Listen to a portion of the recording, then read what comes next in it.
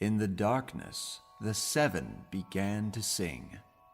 Ami the hunter rose first and sang of fields and forest, predator and prey. She walked her lands, taking only that which she needed. Bibi the dancer followed his sister.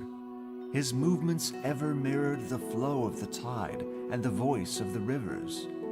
Vox strode over all creation. His siblings looked to him for strength and mediation in their occasional disputes. When leadership wasn't enough, Ashara's kindness helped to keep the peace. Alaya, artist and queen of whimsy, sang color into the world and taught the birds to sing with her. Niket hummed a bass undertone and cast the stars into the sky so he might better see both the future and the past. Maya the wise wandered the world her siblings had created to seek out the hidden places, the secrets of plants, the language of the animals, and eventually, the writings of human beings. Their connections with each other and the ever-changing song eventually created one last brother. His name was Shun. Shun looked up to his brothers and sisters. They delighted in teaching him, and Shun loved to learn. He made them laugh, and everyone was happy. As he grew older, Shun despaired of ever achieving anything like what his siblings could do.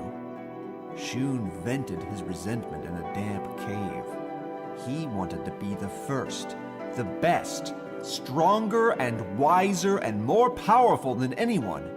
With his words, the earth slicking the bottom of the cave rose and molded itself into the first people. He called them mortals. They were silly creatures, flawed, imperfect, full of contradiction. Shun laughed with glee. He was definitely better than these tiny, powerless creatures. As the thought went through his mind, Shun's brightness dimmed.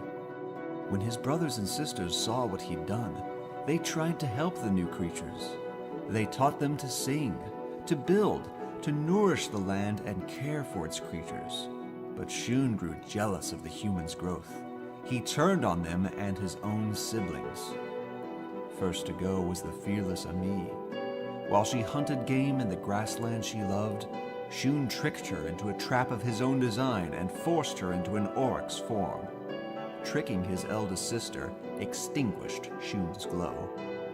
When he passed by the still waters of one of Bibi's lakes and saw only darkness reflected, he took a new name, Shroud, and vowed like revenge on the brother whose realm showed him truth. At first, the mortals of the forest cared for Ami, housing her near her temple. They tried to change her back, but as time passed, Ami's fearlessness wore away, and with it, all memory of who and what she used to be. The hunter had become the prey. Without her courage to inspire her tribe, without her wisdom to temper foolhardiness into bravery, the people grew ever more afraid.